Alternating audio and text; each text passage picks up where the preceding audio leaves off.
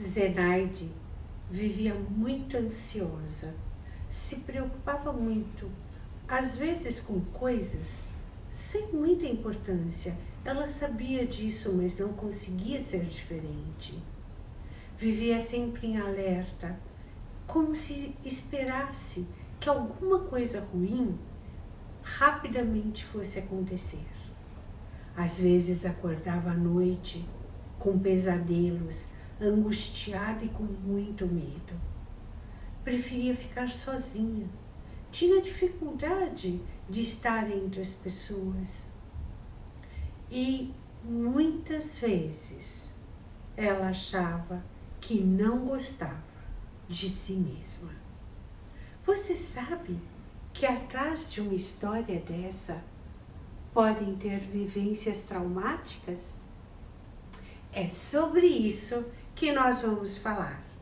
O que são e como agem os traumas emocionais? Venha comigo!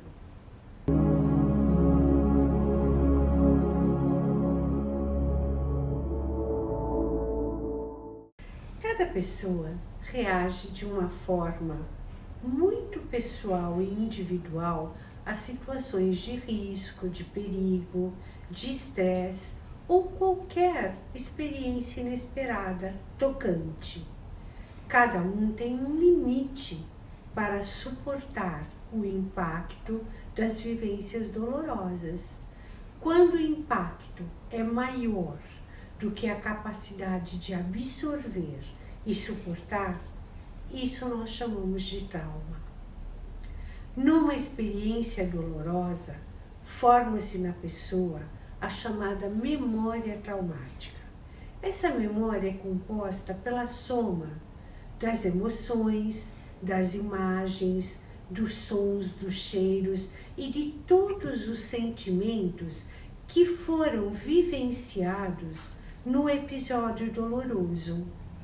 Elas podem ser acessadas a qualquer momento, através de qualquer estímulo que remeta a pessoa àquela situação de angústia. São gatilhos que disparam memórias inconscientes de dor.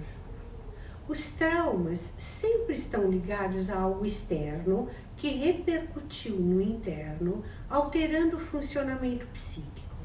Eles podem ser de vários tipos e graus. As pessoas normalmente só relacionam com traumas aquelas vivências que ameaçaram muito a vida de uma pessoa, tipo assalto, estupro, acidente. Mas não, os maiores traumas e os mais frequentes estão relacionados com aquelas pessoas que nós amamos, tipo os pais, maridos, esposas, amigos, que são pessoas que nós não esperamos ser maltratados, violentados, abusados, traídos.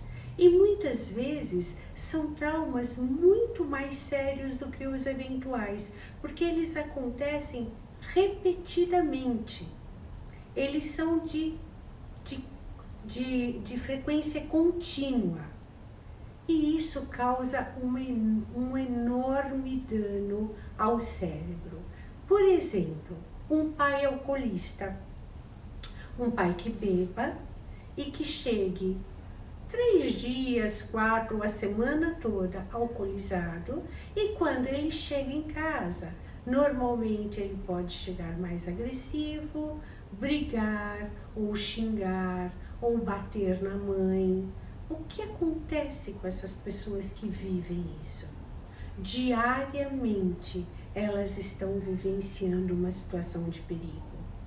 A criança está sempre esperando por chegar àquela situação de perigo.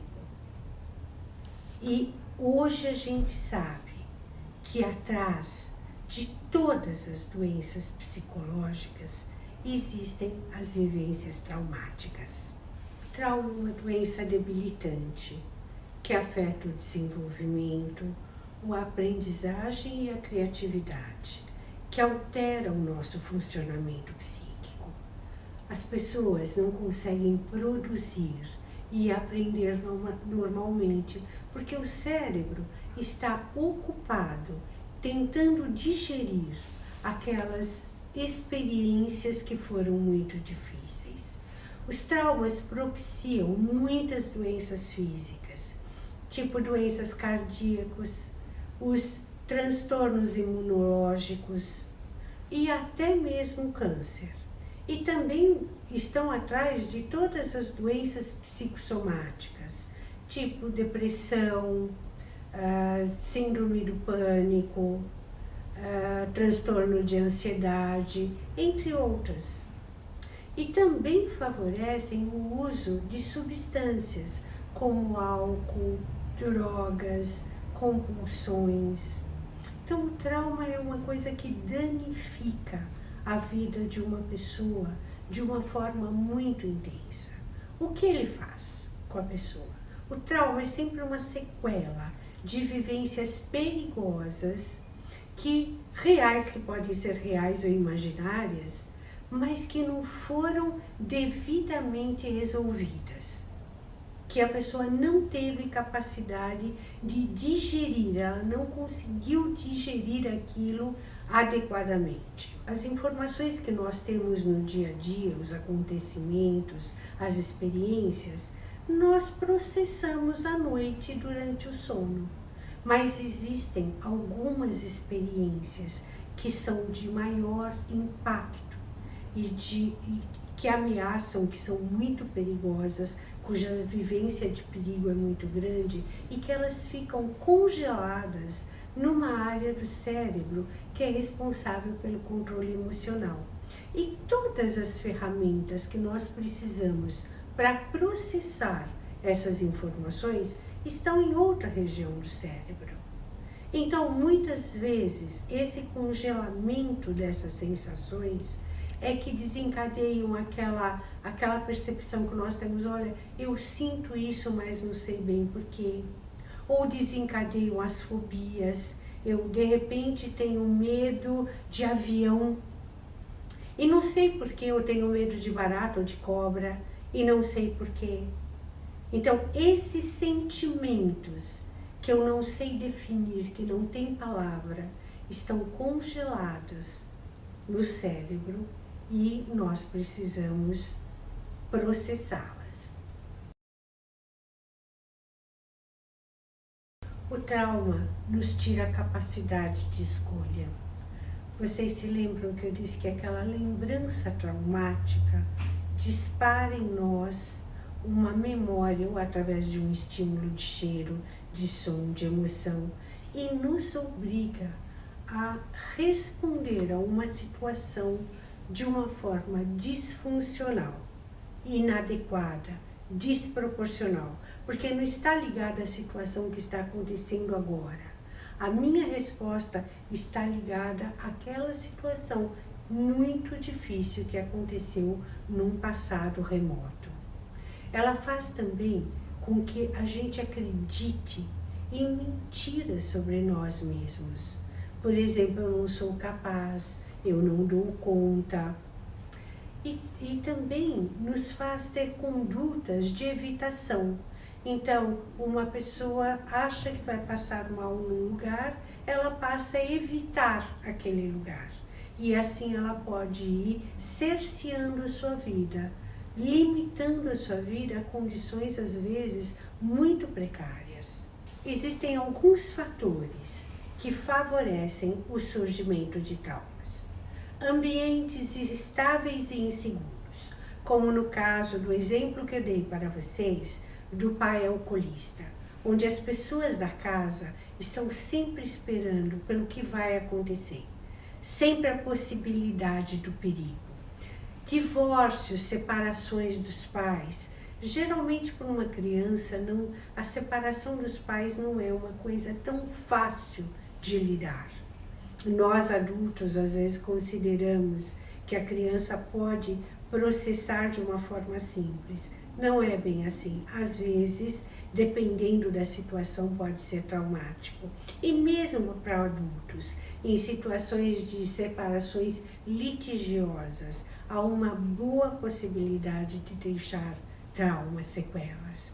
Doenças graves, todos os tipos de vivências muito difíceis, onde a vida está em perigo. Acidentes, assaltos, estupros. Todas essas vivências muito dolorosas, muito impactantes. Procedimentos médicos invasivos, tipo cirurgias, abusos físicos, emocionais, violência, né, física, emocional, psicológica, violência doméstica, uma casa onde exista muita briga, muita agressão, muito xingamento, muito tratamento agressivo, duro. Isso é um bom fator de trauma. As vivências de rejeição, de abandono, de negligência. Então as crianças estão muito expostas a esse tipo de situação. Assédio moral, bullying. Então vejam, existem muitas situações propícias a vivências traumáticas, a vivências muito impactantes. Então, gente, se você gostou deste vídeo, que esclareceu para você o perigo de uma vivência traumática e o zelo que a gente tem que ter, tanto na nossa vida quanto na vida do outro, dê um like, deixe seu comentário, conte suas experiências. Eu respondo para todo mundo que me escreve. E se você souber de alguém a quem esse vídeo possa ajudar, porque o autoconhecimento ajuda muito na dissolução dos problemas, compartilhe com ela. Vamos fazer uma corrente do bem. Muito obrigada pela sua atenção. Namastê. Beijos.